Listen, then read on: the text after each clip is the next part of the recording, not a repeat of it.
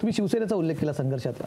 91-92च्या दंगली झाल्या तेव्हा तुम्ही त्याचं ग्राउंड रिपोर्टिंग केलं आणि शिवसेनेला तुम्ही वारंवार तेव्हा धारेवर धरत होता. दोन गोष्टी मला विचारायच्या इथे. एक तर तेव्हाचा शिवसेनेचा काळ, मधल्या काळात आता आम्ही म्हणजे अगदी रिसेंटली बघतोय शिवसेनेबद्दल तुमचं मत बदललं आहे किंवा पूर्वीच्या मतापेक्षा आताचं मत वेगळं आहे असं अनेकदा तुम्हाला त्याच्यावरनं ट्रोलिंग केलं तर किंवा मी एक पत्रकार म्हणून जेव्हा बघतो की मला तेव्हाच्या निखिल वाघेंची भूमिका आताची निखिल वाघेंची भूमिका ही वेगळी वाटते शिवसेनेबद्दल, थोडा सॉफ्ट वेगळीच आहे. तर ती का? हा अनेकांना तुमच्या ट्रोलर्स नाही पडणारा प्रश्न किंवा इतरांना नाही पडणारा प्रश्न. आता तुला थोडा इतिहास सांगितला पाहिजे यामध्ये, कारण माझे बाळासाहेबांशी असलेले संबंध, मी गिरगावात जन्मलो, माझा जन्म 59 मी सांगितलं, 66 साली शिवसेना जन्मली. हां, म्हणजे मी 7 वर्षाचा होतो.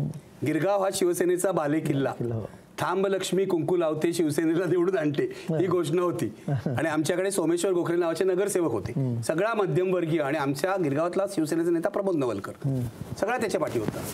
माझे वडील अर्थातच मराठी असल्यामुळे मार्मिक घरात यायचा, मार्मिकची व्यंगचित्र, आम्ही सगळे फॅन मार्मिकचे, बाळासाहेब ठाकरेंचे फॅन, कारण वेगळंच वातावरण त्यांनी केलं होतं, सगळं वाचा आणि थंड बसा वगैरे त्यांची सदर. सो हे कोणाला माहित नाही, हे कुमार केतकर पण शिवसेनेचा मेंबर आहे पण कोणाला माहित नसेल होता.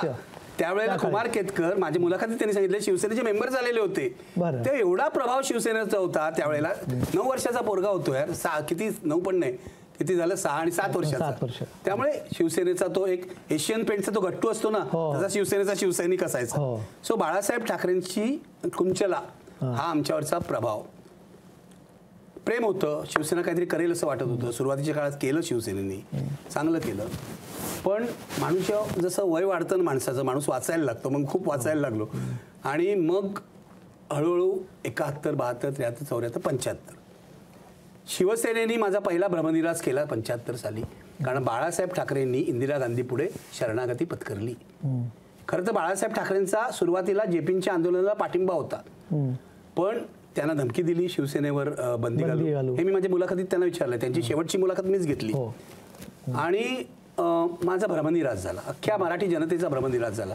तुला माहिती असेल, जेव्हा 77ला जनता पक्षाच्या विजयाची सभा झाली तेव्हा प्रचंड जमावाने सेनाभवनावर दगड मारले होते आणि तिकडचा भगवा उतरवून जनता पक्षाचा झेंडा लावला होता. इतका चिड होती शिवसेनेबद्दल. तर तेव्हा हेमचंद्र गुप्ते वगैरे बाळासाहेबांना सांगत होते, हे करू नका तुम्ही, दत्ता प्रधान, हेमचंद्र गुप्ते. पण बाळासाहेबांवर खूपच प्रेशर आलं, त्यांना तुरुंगात टाकायची धमकी दिली. ते राजभवनावर जाऊन इंदिरा गांधीला भेटले होते. तिथे कोण हजर होते मी तुला सांगतो, NKP साळवे होते आणि शंकरराव चव्हाण होते तेव्हा, आणि रजनी पटेल तेव्हा बॉस होते. तर बाळासाहेब ठाकरेंवर प्रेशर आणलं. तो पहिला भ्रमनिरास शिवसेनेबद्दलचा. नंतर मग असं लक्षात आलं की बाळासाहेब मराठी माणसाच्या हिताचं बोलतात आणि काही करतात सुद्धा, त्यांची स्थानीय लोकाधिकार समिती. पण बाळासाहेबांचं राजकारण हे व्यापक नाही आहे, त्यांना मोठा पर्स्पेक्टिव्ह आहे जो तो नाही आहे असं माझ्या व्यक्तिगत लक्षात आलं. आणि हे आपले वाचनातून होतं, इतर गोष्टीतून होतं, ॲनालिसिस, म्हणजे जसं आपलं वय वाढतं तसं बुद्धी वाढते, जनरली असं मानण्याची पद्धत आहे. मुद्दा असा आहे की भ्रमनिरास झाला. मग मी पत्रकारितेत आलो, दिनांक म्हणून साप्ताहिक होतं, त्याचा मी संपादक होतो.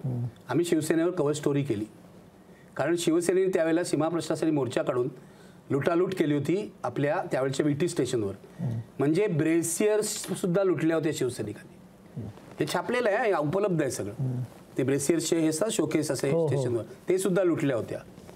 तर आम्ही कव्हर स्टोरी केली. दिदू रणदिवेने ती लिहिली होती. आता सांगायला हरकत नाही, दिदू रणदिवे तेव्हा ते टाइम्समध्ये होते त्यामुळे नाव नव्हतं. दिदू रणदिवेने ती लिहिली होती आणि मी हेडिंग तिला दिलं, आवाज कुणाचा? शिवसेनेचा. ही घोषणा होती, त्यामुळे आवाज कुणाचा शिवसेनेचा हेडिंग होतं. फक्त मी शी दीर्घ केला होता. कळलं का? तर त्यामुळे काय झालं, तोपर्यंत माझा बाळासाहेबांशी काही संपर्क नव्हता. हां, त्या ह्याच्यासाठी तुला सांगतो, आता हे किती लोकांना माहिती नाही, त्या अंकासाठी मी बाळासाहेबांशी संपर्क साधला. आमचे सिनियर मित्र होते, आमचे प्रकाशक होते दिनांकचे, जयंत धर्माधिकारी. आणि हे अलिशान मातोश्री नव्हतं, तेव्हा छोटासा बंगला होता मातोश्री बांद्र्याला, तिथे मी गेलेलो आहे. बाळासाहेब बसायचे, त्याच्या पाठी वाघाचं चित्र होतं, अजूनही मला आठवते. त्यांनी फोन केला आणि मला असे निखिल वागळे म्हणून आमचं संपादक आहे, तरुण संपादक आहे. त्यावेळेला माझं वय काय होतं बघ ना, म्हणजे 19-20 वर्षाचं वय होतं. तर निखिल तुमची मुलाखत घेईल बाळासाहेब, चालेल का? तर मग त्यांना माझ्याविषयी काय माहिती असायचं कारण नव्हतं. तर घेऊन या म्हणाले त्याला.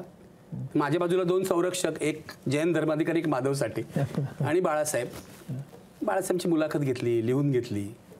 मला म्हणाले एक काम कर, तेव्हा काय आपले रेकॉर्डर बिघडत नव्हते, आम्ही सगळे शब्द लिहून घ्यायचे. आजची पोरं काय लिहूनच घेत नाहीत हां, किंवा ते फक्त रेकॉर्ड म्हणजे काय करतात टेप रेकॉर्डरवर एक एक शब्द मी लिहून घेतला होता. आजकाल मोबाईलवर पण रेकॉर्ड करतात काय जे करतात ते, तेव्हा आपला जुना जमाना.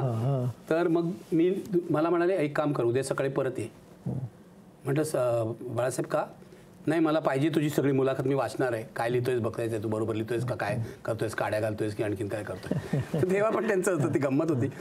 बाळासाहेब एक वेगळंच रसायन आहे. मी तुला माझा लाडका शत्रू येतो, मी कायम असं म्हणतो, माझा लाडका विरोधक, शत्रू नको म्हणू. पण म्हणजे त्यांच्यावर टीका करता करता मी त्यांच्या प्रेमात कधी पडलो हेच मला कळलं नाही. आजही मतभेद आहेत, मतभेद कायम आहेत. तुला मी सांगतो, आम्ही व्यंगचित्रांचं पुस्तक काढलं, मराठीतली सर्वोत्कृष्ट व्यंगचित्र. त्या पुस्तकाच्या प्रकाशनाला त्यांनी राजला पाठवला एक माणूस उंचीचा हे घेऊन, काय बुके घेऊन. विजय तेंडुलकर आणि वसंत सरवटे पाहुणे होते, मी व्यासपीठावर होतो. राज एका माणसाबरोबर आला. हे बाळासाहेबांचं प्रेम आहे. बाळासाहेब व्यक्तिगत प्रेम खूप केलं माझ्यावर. टीका असून सुद्धा प्रेम केलं त्यांनी. आणि मी त्यांना फोन करायचो, आणि त्यावेळेला हे सगळे तुमच्या आजूबाजूचे लोक नव्हते, तो थापा उचलायचा फोन. बाळासाहेब डायरेक्ट फोनवर यायचे आणि बोलायला लागलं, ते शिव्या घालायचे. निखिल तू बरोबर काड्या मारतोस सगळ्यांना, मी तुला चांगला ओळखतो वगैरे. आमचं गप्पा. बाळासाहेबांनी माझा फोन उचलला नाही त्या काळामध्ये, असं कधी झालं नाही. तर सांगतो त्या मुलाखतीची गोष्ट. त्यांनी मला मुलाखत दिली. मी आपला शाळकरी विद्यार्थ्याप्रमाणे दुसऱ्या दिवशी सकाळी मातोश्रीवर एकटा गेलो, घाबरलेला, अमुक तमुक. बाळासाहेब म्हणाले बस मी येतो. मुलाखत घेऊन आत गेले. 10 मिनटं गेली, 15 मिनटं गेली. मी आपलं बघतोय काय होतंय. आले बाहेर. मला म्हणाले तुझं अक्षर किती सुंदर आहे. माझं अक्षर चांगलंच होतं, म्हणजे ते शाळेपासूनच चांगलं होतं. ठीक आहे म्हटलं, थँक्यू बाळासाहेब. आता मी तुला एक भेट देणार आहे म्हणाले. मुलाखत उत्तम लिहिली आहेस तू, छापून टाक. आता मी तुला एक भेट देणार आहे म्हणाले. मला काय भेट देतं ते आता हल्लीसारखं नव्हतं ना ते, राजकारणी जशा भेटी देतात फुलबिल देतील असं मला वाटतं. ते 15 मिनिटं आणखीन आत गेले आणि त्यांनी मला स्वतःचं सेल्फ पोर्ट्रेट करून आणून दिलं. तुमचं? त्यांचं पेट्रोल स्वतः बाळासाहेबांनी स्वतःचं चित्र काढलेलं कार्टून. अच्छा. दिनांकच्या त्यावेळेच्या अंकामध्ये ते छापलेलं आहे. अच्छा. हा, माझ्याकडे ते होतं, पण आता आपली मध्यमवर्गीयांची घरं, ते कुठे गेलं काय माहित नाही. पण ते दिनांकच्या लायब्ररीमध्ये बघितलं, दिनांकच्या त्या अंकात छापलेलं आहे. सेल्फ पोर्ट्रेट करून निखिल तुझ्यासाठी म्हणून बाळ ठाकरे अशी सही करून त्यांनी मला दिली. हे बाळासाहेबांचं प्रेम आहे.